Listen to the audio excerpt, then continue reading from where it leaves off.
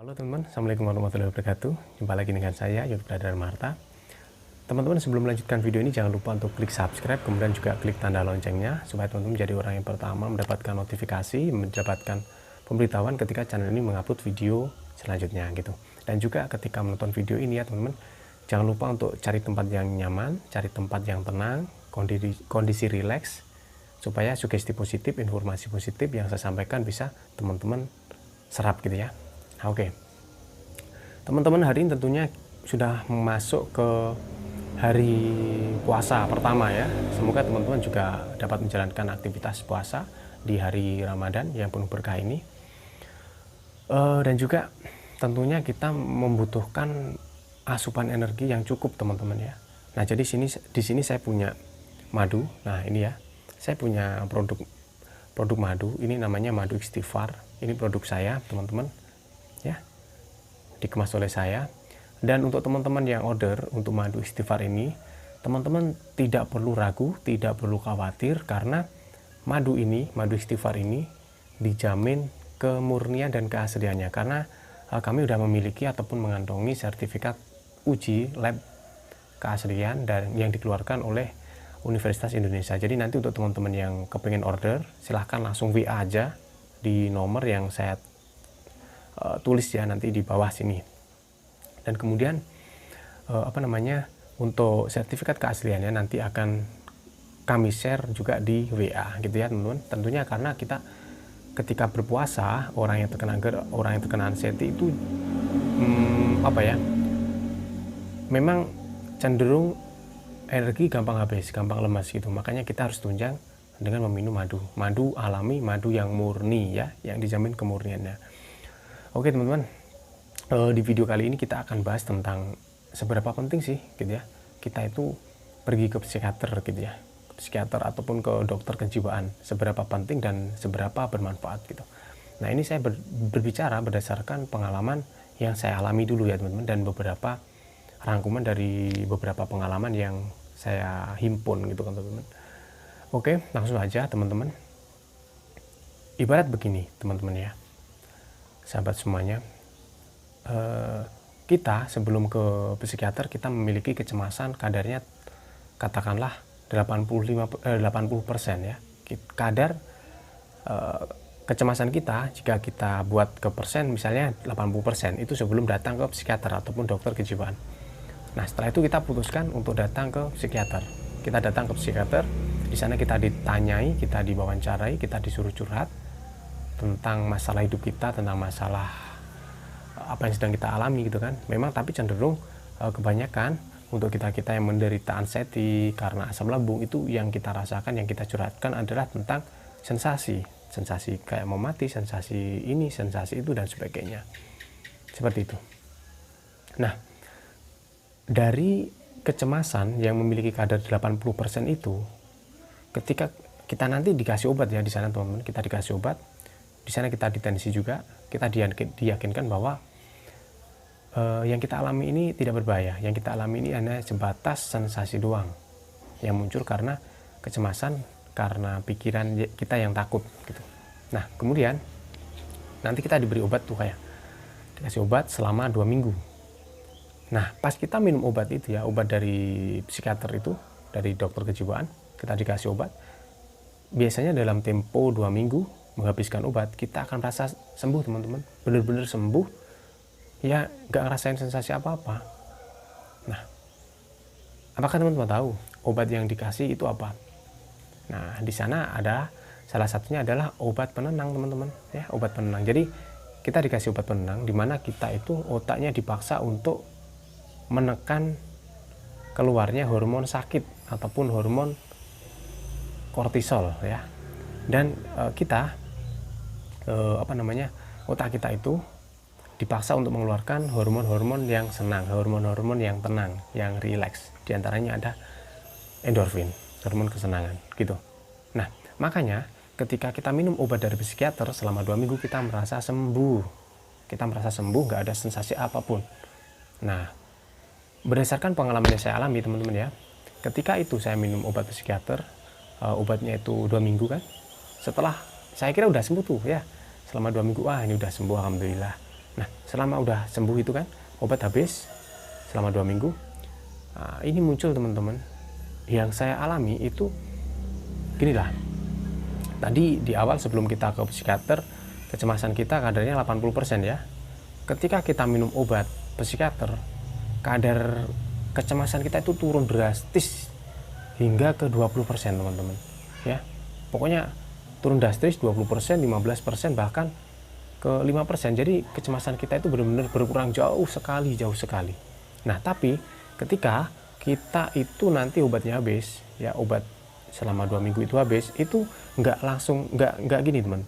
Kita minum obat, kecemasan kita tinggal 15% lah, katakanlah 15%, 10%. Tapi ketika kita sudah habis obatnya, kecemasan kita itu nggak cuma naik misalnya dari 15 ke 20 ke 25, enggak teman-teman, langsung naiknya itu bisa ke 85% gitu. Yang awalnya itu 80%, minum obat psikiater itu turun ke 15% ataupun 10%.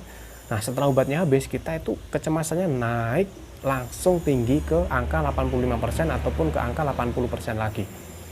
Makanya kebanyakan dari teman-teman dan saya sendiri yang saya alami, ketika obat saya habis, saya itu merasa cemas saya itu, sakit saya itu menjadi berkali-kali lipat gitu. Kalau teman-teman yang lain bilang, saya kok tambah parah ya setelah dari psikiater gitu.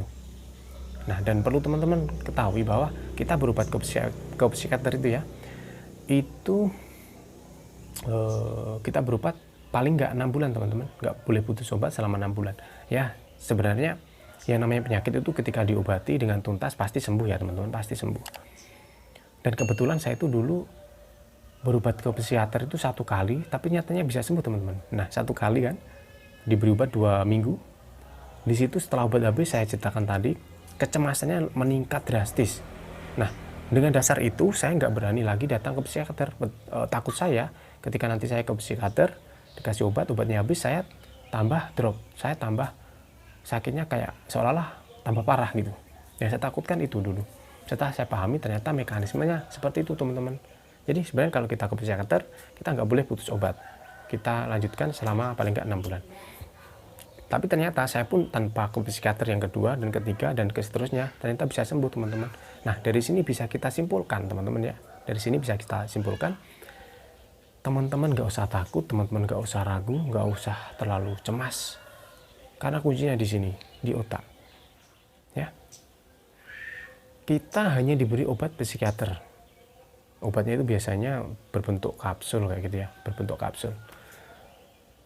Itu kita bisa merasa langsung sembuh teman-teman ya, karena itu otak kita itu diobati, otak kita ditenangkan, hormon kesenangan kita dipacu untuk muncul gitu. Nah, sebenarnya kita pun tanpa obat bisa teman-teman. Bagaimana caranya? Nonton video kayak ini udah juga merupakan salah satu obat alami malah ya, bahkan obat alami meningkatkan sugesti positif, memperbaiki kinerja otak sehingga bisa memicu keluarnya hormon kesenangan gitu. Kalau hormon kesenangannya keluar, maka kita juga akan merasa lebih baik, kita merasa enakan, kita merasa sembuh kayak itu teman. Dan juga ini saya ralat tadi malam terkait tentang, saya itu salah bicara kemarin tadi malam tuh ya di live streaming, bahwasanya saya tuh kemarin punya benjolan di sini ya teman-teman, di sini dan di sini. Nah, di sini ini udah berkurang jauh. Di sini udah sembuh, ini udah sembuh, di sini juga udah sembuh. Nah, ini berkat saya mengkonsumsi madu istighfar ini ya, madu istighfar ini. Kemudian saya campur dengan bawang putih yang udah saya rebus, gitu kan. Saya makan gitu setiap hari 1 kali. Dan 2 kali sehari saya minum 1 sendok ini, saya campur dengan rebusan daun sirsa. Ya, tadi malam saya bilangnya kan daun sirih gitu kan. Itu karena saya agak-agak sedikit ngantuk ya karena habis sahur. Jadi saya ralat di sini daunnya daun sirsa teman-teman ya. Jadi untuk yang mau berkonsultasi silahkan cek ke WA saya aja, nanti saya jelaskan gitu ya. Nah gitu. Jadi jangan lupa teman-teman, karena kita berpuasa gitu ya, butuh asupan energi yang cukup. selalu konsumsi kurma, selalu konsumsi madu. Ini madu istighfar, insya Allah saya jamin kemurnian dan keasliannya, dan bisa saya buktikan dengan sertifikat uji lab dari Universitas Indonesia, gitu teman-teman ya. Oke, kita kembali ke pembahasan tentang psikiater gitu kan. Jadi sebenarnya kita sendiri pun tanpa obat kita bisa merangsang hormon kesenangan kita untuk keluar, sehingga kita bisa menjadi seseorang yang lebih baik, menjadi seseorang yang berpikir positif. Karena kita ketika berpikir positif maka kita akan sehat, gitu teman-teman ya.